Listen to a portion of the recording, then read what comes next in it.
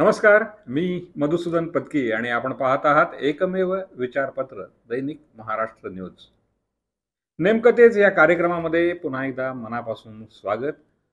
हवा बदलती आहे का हा प्रश्न किंवा सध्या परिस्थिती काय हा प्रश्न वारंवार जेव्हा आपण सातारा जिल्ह्यात फिरतो तेव्हा आपल्याला विचारला जातो. विशेषतः पत्रकार, आमचे रिपोर्टर्स यांना याबाबत कायम विचारलं जातं. त्याचं कारण आहे उत्सुकता.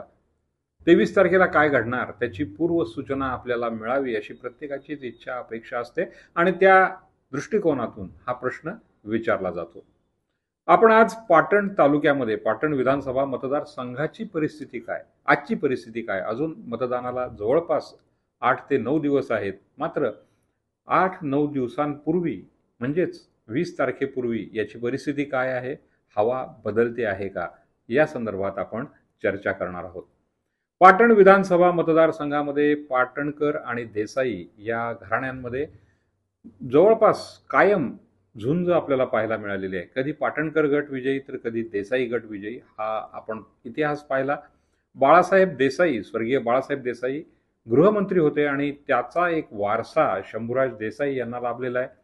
तर पाटणकर, विक्रमसिंह पाटणकर हे शरद पवार यांच्या अत्यंत मर्जीतले, अनेक वर्ष राजकारणात वाड्या वस्त्यांवर त्यांचा वावर आणि त्या अनुषंगाने त्यांनी स्वतःचं एक जाळं उभं करणं म्हणजे त्या वेळेला जो भाग बाळासाहेब देसाई यांच्या प्रभावाखाली होता तिथून स्वतःच्या प्रभावाखाली आणणं हा काही सोपा सामान्य भाग नव्हता, काम नव्हतं. मात्र ते विक्रमसिंह पाटणकर यांनी केलं आणि सत्यजितसिंह पाटणकर त्यांचे चिरंजीव सध्या विधानसभेच्या या रणधुमाळीत उतरलेले आहेत. हे दोन तुल्यबळ उमेदवार आपण बघत असताना आत्ता ताज्या दमाचे, सळसळत्या रक्ताचे आणि उत्साही असणारे हर्षद कदम हे शिवसेना उद्धव बाळासाहेब ठाकरे गटाचे उमेदवार आता रणांगणात आहेत, या निवडणुकीच्या रिंगणात आहेत. साहजिकच त्यांच्या या एंट्रीमुळे, प्रवेशामुळे वातावरणात काय बदल होईल, त्यांचे विजयी होण्याची शक्यता, संधी किती आहे, किंबहुना ही एक आव्हानात्मक टसल असेल का, असे अनेक प्रश्न आम्हाला विचारले जातात, आमच्या रिपोर्टर्सना विचारले जातात. आजची परिस्थिती आपण विचारात घेतली तर नक्कीच या पाटण मतदारसंघामध्ये चुरस निर्माण झालेली आहे. पाटणकर देसाई यांच्या अत्यंत चुरशीच्या लढतीमध्ये हर्षद कदम यांनी जर काही जोर लावला, लवकरच म्हणजे आगामी 1-2 दिवसामध्ये बाळासाहेब ठाकरे यांचे चिरंजीव अर्थात उद्धव ठाकरे यांची एक जाहीर सभा इथं होणार आहे. मागच्या भागातही आपण सांगितलं की थेट बाळासाहेब ठाकरे यांनी शंभूराज देसाई यांना मंत्रीपद दिलं होतं. अर्थात आणि विचार केला तर बाळासाहेब ठाकरे यांचं वजन या मतदारसंघात नक्कीच आहे आणि या वजनाचा उपयोग उद्धव ठाकरे यांनी हर्षद कदम यांच्यासाठी केला तर नक्कीच वारं बदलू शकतं, वाऱ्याची दिशा बदलू शकते आणि कदाचित अघटित असं काही घटू शकतं. आपण पाहिलंय सातारा लोकसभा मतदारसंघामध्ये जेव्हा उदयनराजे भोसले, प्रतापराव भोसले आणि हिंदूराव नाईक निंबाळकर या तिरंगी लढतीचा निकाल आपल्याला आश्चर्यचकित करून गेला होता.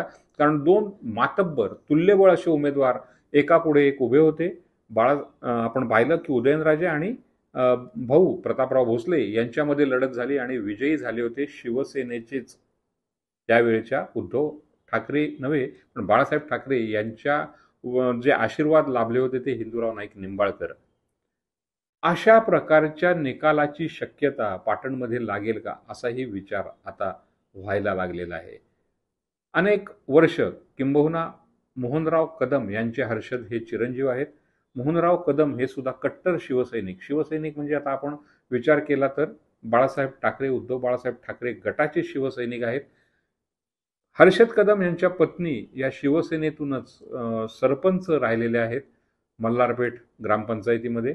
त्याचबरोबर स्वतः हर्षद कदम अत्यंत तरुण वयामध्ये जिल्ह्याची त्यांच्यावर जबाबदारी देण्यात आली होती आणि चांगलं एक ज्याला नेटवर्क म्हणूया आपण शिवसेनेचं ते त्यांनी बांधलंय. खरं तर जेव्हा विजय शिवतारे हे पालकमंत्री होते तेव्हा शंभूराज देसाईंकडे अशा प्रकारची बांधणी जर काही दिली असती तर कदाचित जिल्ह्यात चित्र वेगळं दिसलं असतं. मात्र तसं झालं नाही आणि शंभूराज देसाई यांनी स्वतःहूनही तसे कधी प्रयत्न केल्याचं दिसलं नाही. साहजिकच हर्षद कदम यांनाही संधी होती, त्यांनी त्या संधीचा काही प्रमाणात उपयोग करून घेतला. आज एक ताज्या दमाचा तडफदार असा युवा असणारा आपण म्हणूया उमेदवार पाटणच्या मतदारांसाठी उपस्थित झालेला आहे. आणि जसं आपण मगाशी म्हटलं तसं सांगता येत नाही दोघांच्या भांडणामध्ये तिसऱ्याचा लाभ होऊ शकतो का. खरं तर पाटणकर आणि देसाई यांच्यामध्ये मोठं आपल्याला पाहतोय आपण की एक तुल्यबळ युद्ध होण्याची शक्यता आहे.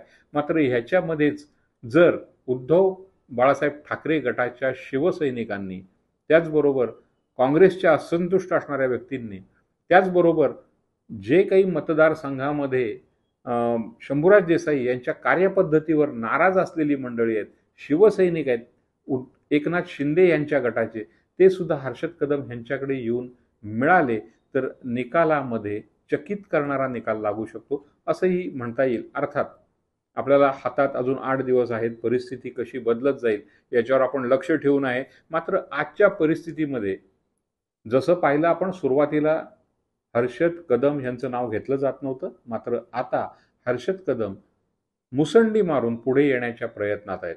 ही मुसंडी किती यशस्वी होईल किंवा त्यांना जर पाठबळ उद्धव ठाकरे यांचं मिळालं, नाराज एकनाथ शिंदे गटातल्या शिवसैनिकांचं मिळालं आणि हर्षद कदम यांच्याबरोबरच्या शिवसैनिकांनी खरोखरच प्राणपणाने ही झुंज दिली तर काय होईल हे आपण पुढच्या व्हिडिओमध्ये पाहणार आहोत.